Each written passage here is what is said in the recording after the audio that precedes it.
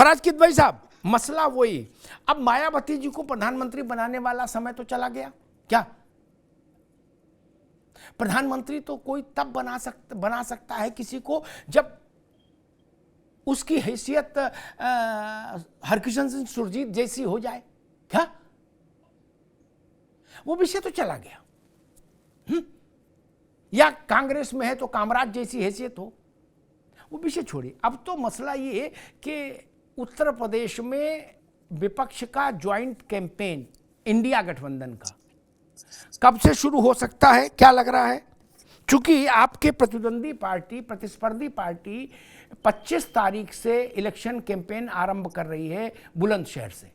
फराज बाबू। अमिताभ जी देखिए, मुझे कई लोगों के सवाल के जवाब देने हैं आपको मिला करके, तो थोड़ा सा अनइंटरप्टेड मुझे आप जी बिल्कुल दीजिएगा। देखिए, सबसे पहली बात तो आपकी बात बिल्कुल सही है और मैं आपकी आज इस डिबेट में चौथी बात इंडोर्स कर रहा हूं कि आपने कहा कि गरीबी जो है वो किसी देश से जाती नहीं है, और ये तथ्य है, सच है। लेकिन गरीबी कम जरूर होती है जैसे जैसे देश में तरक्की होती है। अब ओपी सिंह जी एक रिपोर्ट का जिक्र कर रहे थे, वो मेरे हाथ में है, ठीक है। अब इस रिपोर्ट की ओपी सिंह जी या तो खाली हेडलाइन पढ़ करके आ गए हैं, और या इनके पार्टी से व्हाट्सएप आ गया कि भैया आप ये बोल दीजिएगा।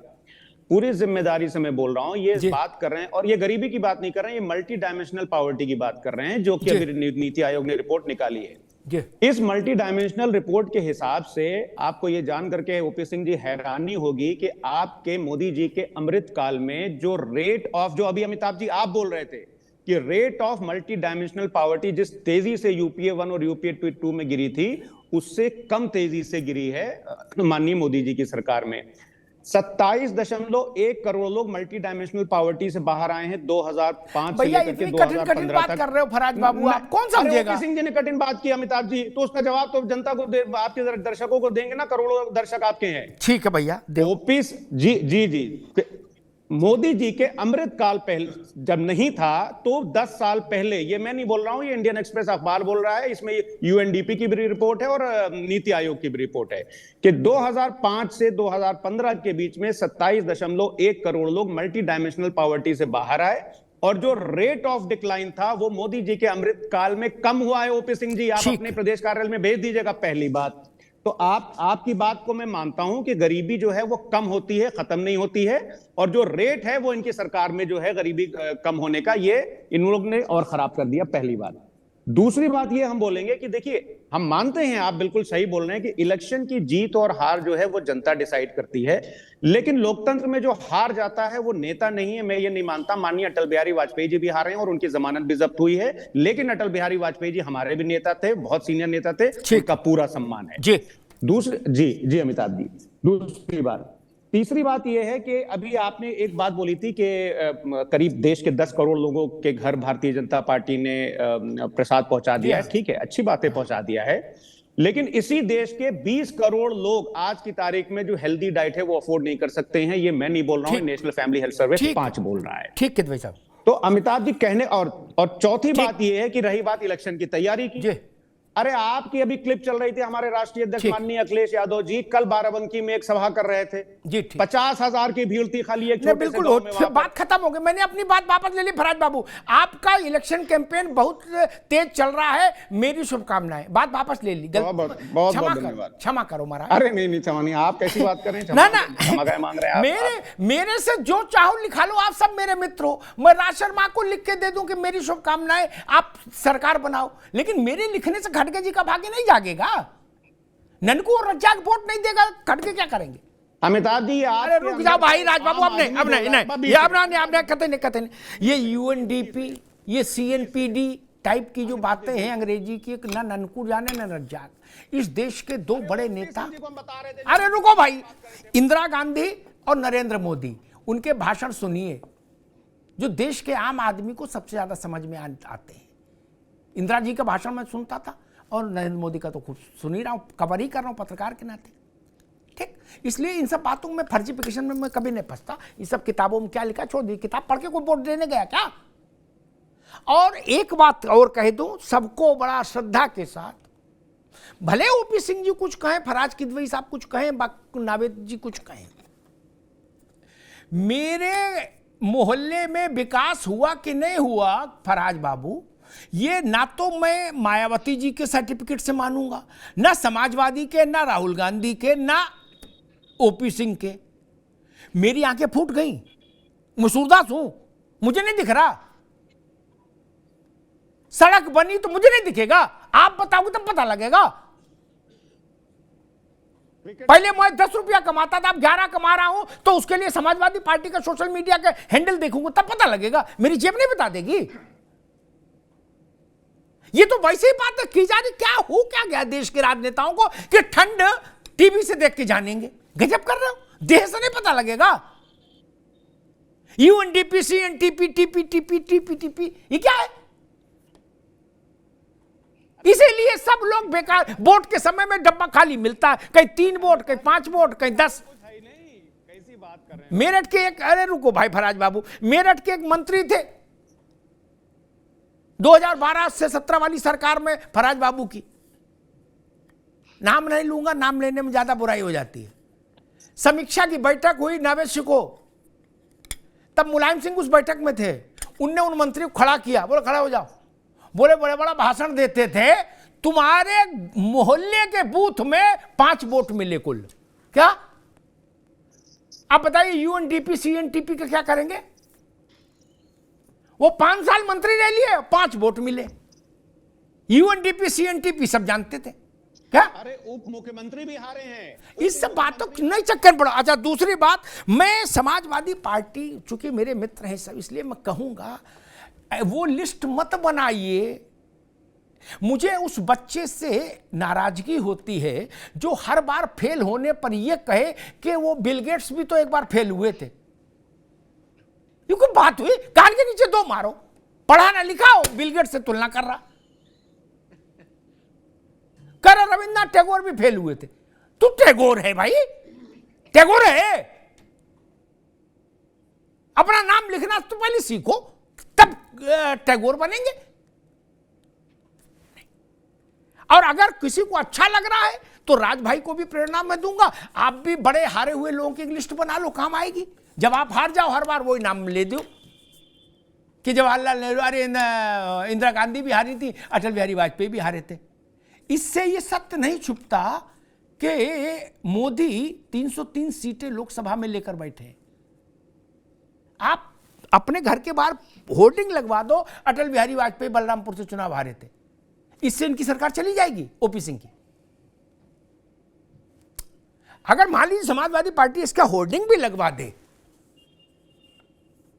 तो इससे इनकी सरकार चली जाएगी। अपना काम करो महाराज,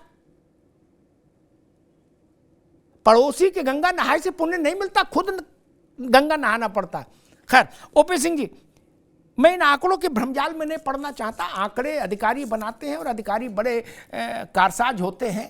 क्या वो एक ही खरगोश को काला और सफेद दोनों बता देते हैं क्या? और अधिकारी बड़ी बड़ी सरकारों को, मेरी बात से नावेश को सहमत होंगे, बड़ी बड़ी सरकारों को बिना पानी के गोली समझ के निगल जाते हैं क्या? इसलिए इन सब में मैं नहीं जाता। मैं मूल बात फिर वहीं बहुत प्रैक्टिकल बात पर आता हूं।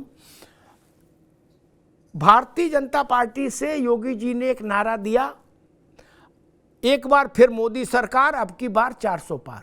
ठीक, 400 पार का मामला थोड़ा ज्यादा हाइट ले गया नहीं? क्या 400 पार का मतलब होता है फिर भाजपा उत्तर प्रदेश में 80 में 80 नहीं तो 78 तो जीते? ओपी सिंह जी। जी अफ्ताब जी बिल्कुल सही कहा, आप मूल बातें कर रहे हैं।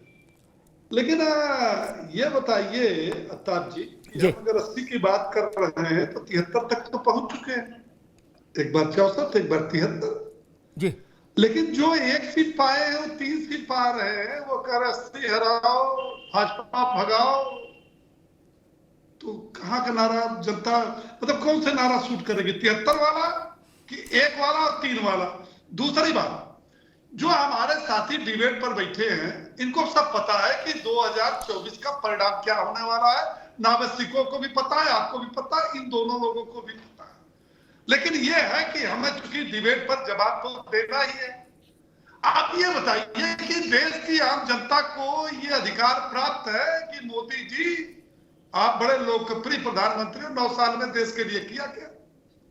तो हम उसी को तो विकसित भारत संकल्प यात्रा के माध्यम से 2.5 महीना गांव हर न्याय पंचायत जाके। लेकिन अगर कोई पार्टी विपक्षी कहती है कि आपने क्या किया, तो हम समझते हैं अवतार जी की जैसे हम जाकर के बताते हैं सभाओं में, गांव में, वैसे उनको भी बताना चाहिए कि भैया 75 साल में 60 साल सरकार थी, हमने देश के लिए यह किया। और जिनकी उत्तर प्रदेश में 4 बार सरकार थी, उन्हें भी बताना चाहिए कि हमने प्रदेश के विकास में यह किया। ये जनता में बताए न जाकर के।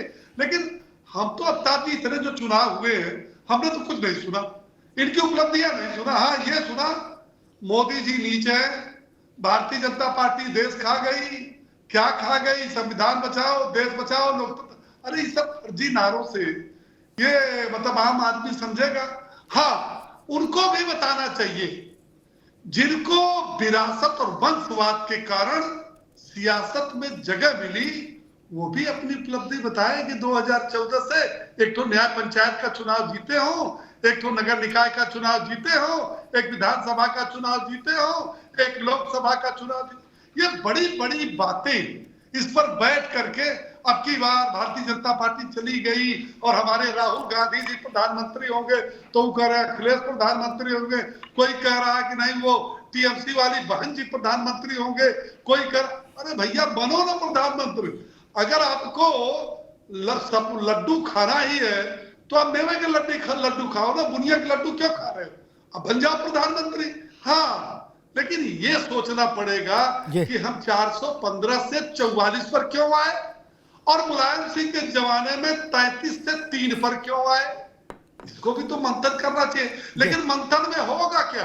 अभी चुनाव हारेंगे ये लोग, इसके बाद कहेंगे हम मंथन करेंगे, तो आप मंथन करेंगे, 2 चीज निकालेंगे, बोलेंगे कि भैया एक तो ईवीएम ने धोखा दे दिया, हमने कर्नाटक में, हिमाचल में, तेलंगाना में, जो दिल्ली में, पंजाब में सरकार बनाई, वहां ईवीएम ठीक था, लेकिन ये उत्तर प्रदेश वाला ईवीएम बहुत गड़बड़ है, राजस्थान वाला गड़बड़ है। तो ये बताएंगे।